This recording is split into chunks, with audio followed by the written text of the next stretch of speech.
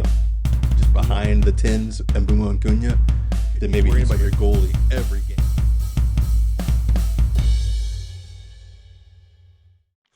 What's going on, people? This is Brian Martin United coming to you with another news show. I think I am at a record now. What is this, 4 in a row, something like that? So yeah, I guess I'm going to try and do this consistently now. Anyway, without further ado, let's jump into it. I'm going to talk about some transfer speculation, most of it you probably already know, some other news, give some of my thoughts on the Fulham match, talk about Kobe Mainoo, and of course throw a couple reminders your way. So, Hoyland. Daily Mail has said that Scott McTominay has been calling Rasmus Hoyland to try and convince him to come to Napoli. I guess he's been like, look, man, it's better here. I'll get you the ball. I'll get you some service. You got me. You got De Bruyne here. We'll get you the ball. We'll slide you through. You'll score. You'll be a champion again, or I don't know. Whatever he's saying to him. But supposedly McTominay's trying to get Hoyland, to come to Napoli. So we'll see. The AC Milan move could be back on for Hoyland. As you know, as I reported before, Victor Boniface, the move for him seems to have collapsed over some medical issue. I think it was something to do with his right knee or something like that, I read, but I'm not sure, so I won't speculate any further. But so yeah, Rasmus could end up at AC Milan, you know. Um, I will say this though, right? If Šeško fails here at United and Hoyland goes to Napoli or AC Milan and he absolutely flourishes, then I gotta look at United. And like, I know people will say, "Oh, Brian, you should have already been looking at United," but like before, I would kind of go with the excuse of, "Well, this is the Premier League; it's more challenging." Da da da da da. And I still believe that. I still think that that's where a lot of players fall down is like the actual sheer pace of the Premier League. Um, but I mean, we keep seeing players move away and just absolutely, you know, pull up trees. So, I mean, at some point you gotta, start looking without that lens of, oh, well, this is the Premier League and this is why players are failing here because it's not happening as much at other clubs. So anyway, Hoyland somewhere in Italy is probably where he'll end up. So watch this space. Sancho, same thing. He might be headed to Italy. Roma's director of football said that Sancho is lacking the motivation to continue talks for a deal to move to the club. So I kind of feel like that falls in line with Sancho, his whole MO, right? I kind of feel like that's Sancho in a nutshell. I feel like an Ice Cube in a sauna puts up a bigger fight than Sancho. I mean, yeah. I mean, the director of the club that's trying to get you has said that about you already. That's not good, man. Like, Sancho might be one of those stories where he just goes to some obscure league and then just fades away and you just never hear about him again. I mean that would be sad because I mean he's still young, still a lot of potential, already a talented player. I mean, we've seen what he's done, especially at Dortmund, but I don't know, it just seems that when challenges come his way, he just he packs it in and leaves, or he just puts his head down and doesn't get it done. So I don't know, but that's just interesting that Roma's director of football will come out and say that about a player that they're trying to get. So yeah, Sancho, I don't know, man, figure it out.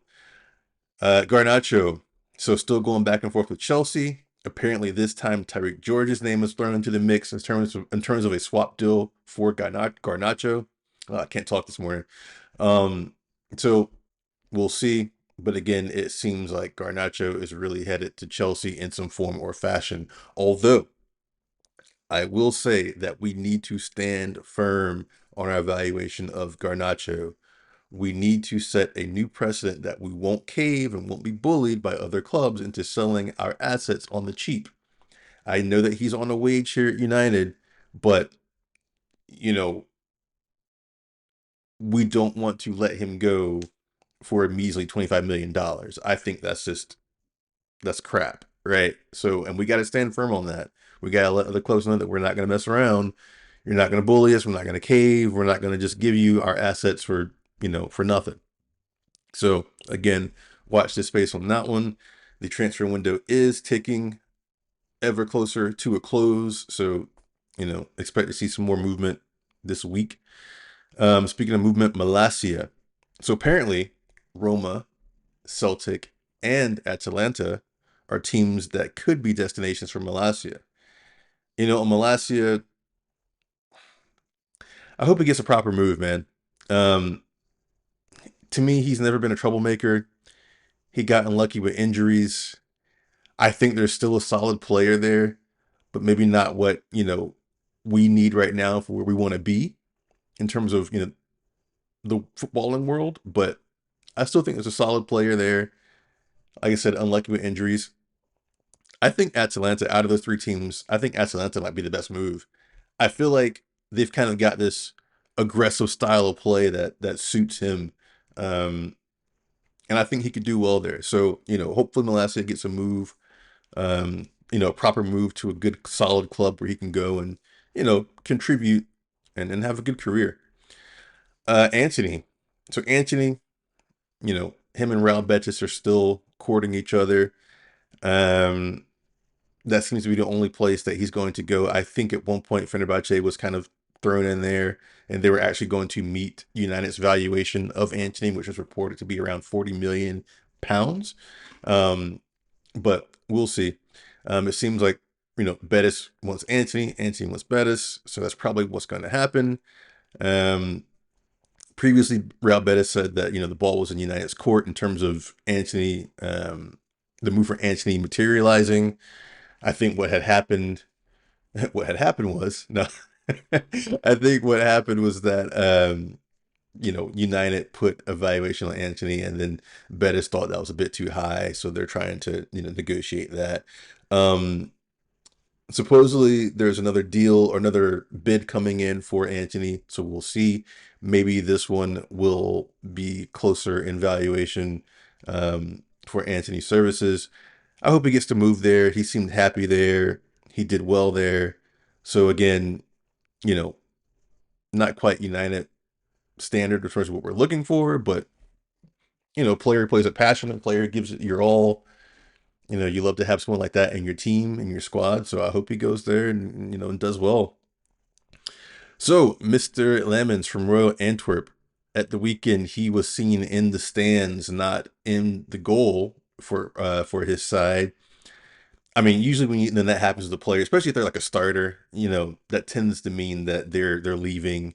Barring any injuries or suspensions, they're on their way out, right? They're on their way out. So, I mean, I would go ahead and say that deal is probably done for Lammens, but the big, I guess, nut with this one is that he's not being signed as a number one. According to ESPN FC, according to other articles I've read, he's not being signed as a number one. He's being signed as a number two. Who the number one will be, I don't know. I mean, Donnarumma seems to be going to City, but then again, why do they sign Trafford? I don't know who else is out there. I mean, Emi Martinez is only getting older. He's not old, but he is getting older.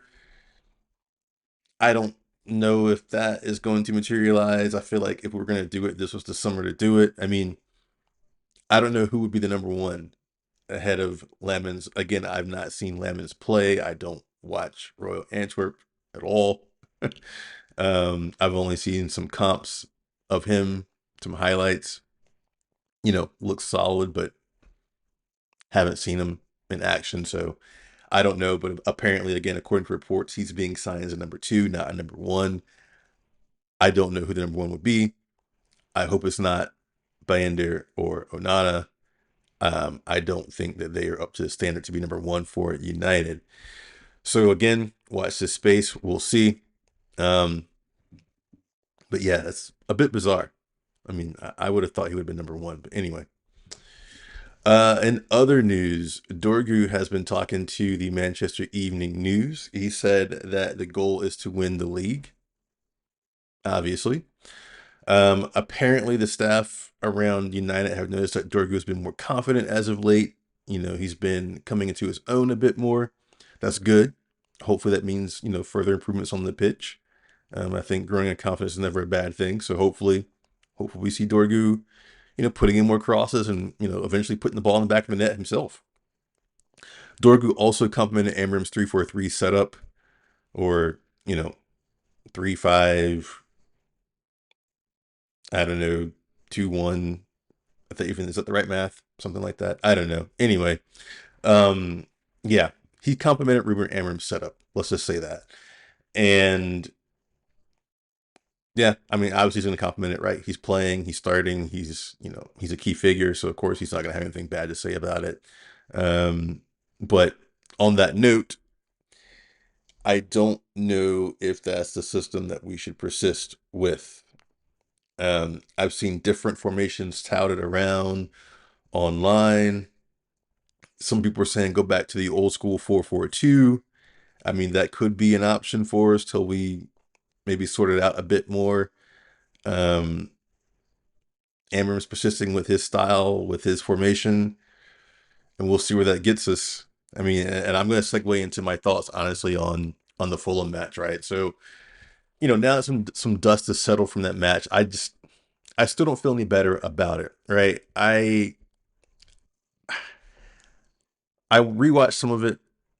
I look back at, you know, some of the little things that Fulham adjusted and changed. Like, they changed the areas of the pitch that they were trying to play through, right? There were little runs that the Fulham players started to make that they weren't making in, the earlier stages of the game when we were dominating. The subs that they brought on changed the game, whereas I feel like the subs that we brought on kind of actually negatively impacted the game. Um, so yeah, I don't feel any better about it this morning than I did immediately after the fact. Um, but thinking about it a bit more, I mean, I feel like our biggest problem is that our players are much too isolated. Now, I know, before I even continue, I know some of you are going to say, but Brian, didn't you just say that Mbumo needs to, get more ISO offense? You're using the NBA terminology, the American basketball terminology. You were saying that Mbumo needs more one-on-ones and things like that. And yes, both things can be true at the same time. I do think Mbumo needs more one-on-ones with defenders, but once he shimmies past that defender, once he gets around him, he needs someone to pass it to, right? I feel like Mbumo gets the ball down the channel, and then he looks up and he's got one defender in his face and another three or four behind him, behind that defender, with no one really to pass it to, right? So we end up kind of recycling the ball, which, okay, fine, ball retention. But now the other team is fully back in set, and now we have to break them down. Um, so yeah, I still stand by that. He needs to be in more isolate situations. Um, but at the same time, I do believe that our team, our players are much too isolated. But I also did say about Mbumo, I did say that I think he needs to be played a bit more centrally. I mean, if you go back and you look at some of his goals for Brentford, they seem to have come from when he was a bit more centrally tucked, right? So I noticed in the last couple games between Arsenal and Fulham, we kept playing him into channels, expecting him to outpace a defender, you know, turn, beat the defender, put a ball in the box or something, or make some combination play, again, with players who actually aren't there, go figure, or work some sort of magic. So yeah, I think that, again, we are not getting enough players up in the attack. I said this before. Our players are too isolated.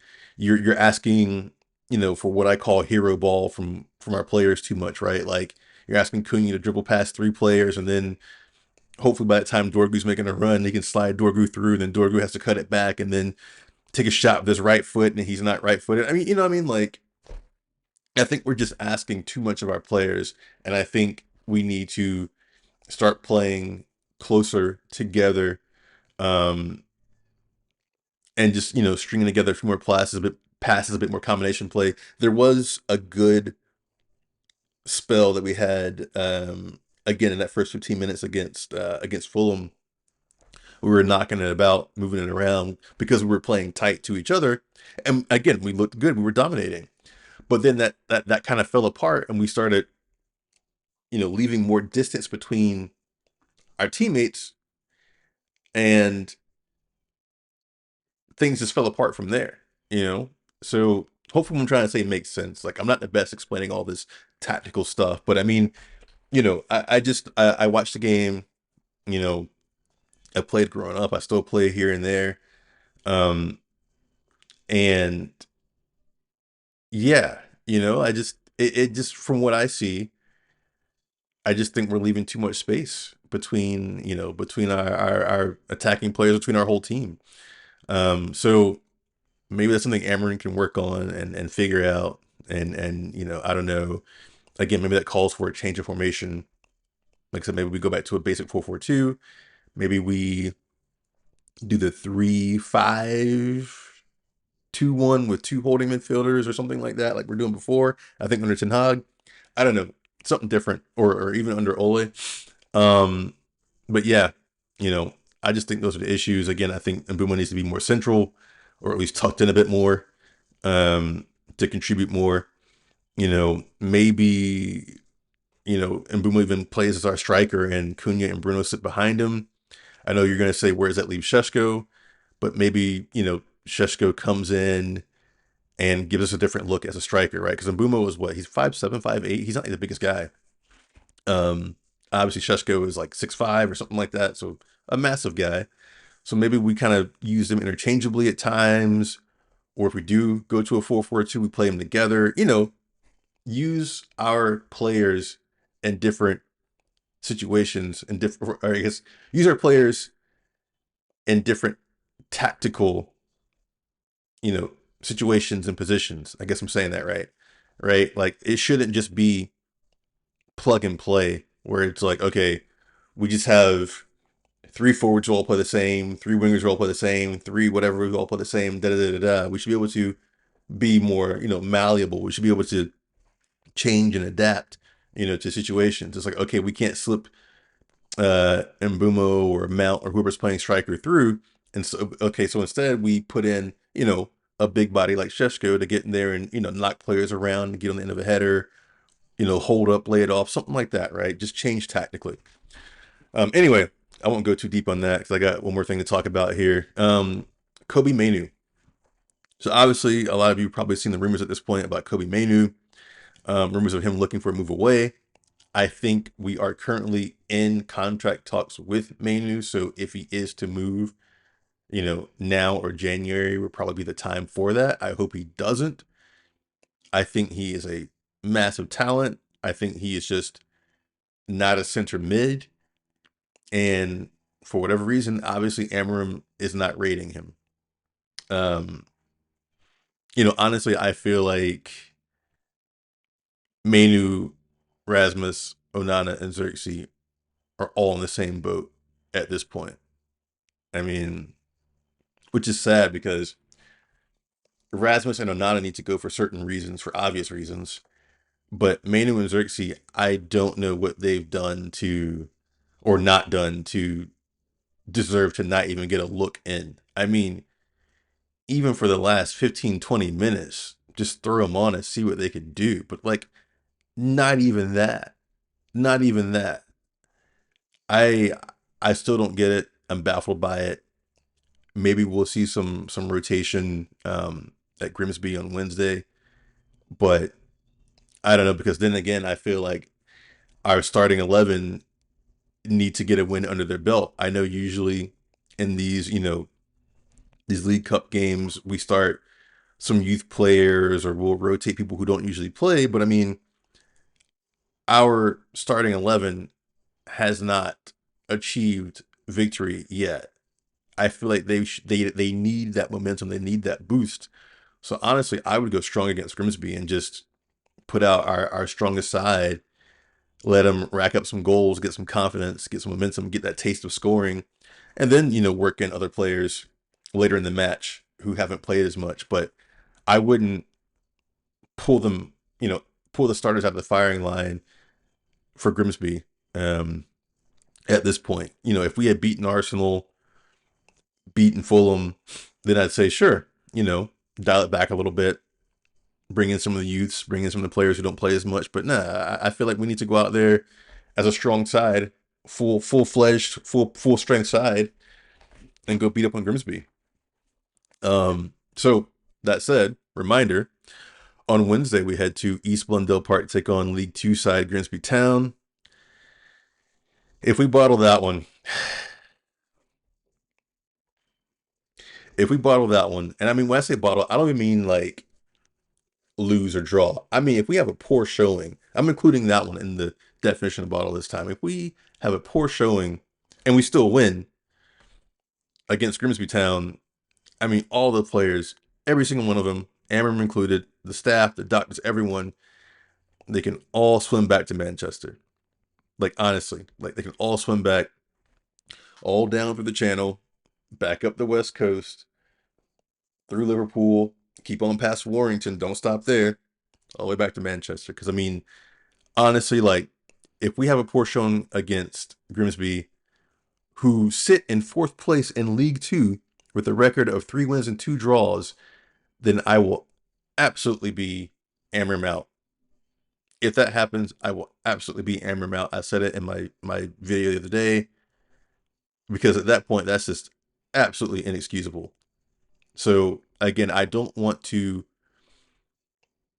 you know, jam on the alarm bell right now, but I'm holding the, those old school bells where you ring it back and forth like this. I'm holding the little gong thing in my hand at this point, right? At these first two matches and what I've seen over the summer and, last season, I'm holding the string with the little gong thing in my hand at this point. I'm holding it right now, right? I'm waiting for Wednesday. And if we screw up on Wednesday, we have a poor showing, I'm going nuts with it, right? Because I mean, at that point, there's no excuse. No excuse. I mean, Grimsby Town, right? Like most of you probably only heard of Grimsby Town because of like career mode in FIFA, where your player gets loaned out to them or something like that, right? I mean, they're honestly one of the teams that you pick in FIFA, like just for shits and giggles, and you dump a bunch of money into them and bring them up and like have them win the Champions League in like 2 or 3 seasons, just to like do something weird and different, right? Like or like Accrington Stanley or something, or MK Dons, like just to do something different. I mean that's what Grimsby Town is. I mean no actual disrespect to them, but I mean like they're a fourth place League Two side, right? So oh gosh, I'm just distracted thinking about the possible fallout if that does not go the right way. Anyway, let me wrap this up. So just a couple of other reminders. Transfer window closes September 1st for all the big five leagues. It closes September 11th for the Turkish league. So we are a little over a week away from the big five transfer window closing. So people got to get a move on. I will do a match preview tomorrow for the match against Grimsby Town on Wednesday. So please check that out. And then, of course, barring any, personal conflicts that come up, like having to, I don't know, go do some grocery shopping or actually spend time with my wife, I will be, I'll be live streaming the Grimsby Town match. Um, Also, please do like, share. Please do like, share, and subscribe. Follow me on Twitter. It's down there somewhere. Brymart United, BRYMARTUTD. I post on Twitter. Please get involved. Please engage, interact. Again, small channel, low budget, as you can see. No budget, actually. Let's be honest, no budget. So if you put in a chat or something or a comment, we will interact. We'll talk about it. You can get your word out there. Um, Whether you agree with me, disagree with me, you think I'm absolutely, absolutely lost the plot here, whatever, like just say what you think, right? This is a safe space for all of that. So anyway, that's all I got for you today. If there's any breaking news on anything, I will jump on here and say something about it, talk about it. Maybe it'll be live, maybe it'll be pre-recorded, who knows? So just again, hit the bell notification so you know whether it's live or pre-recorded. You can get in on the action. And I will see you on the next one. Peace.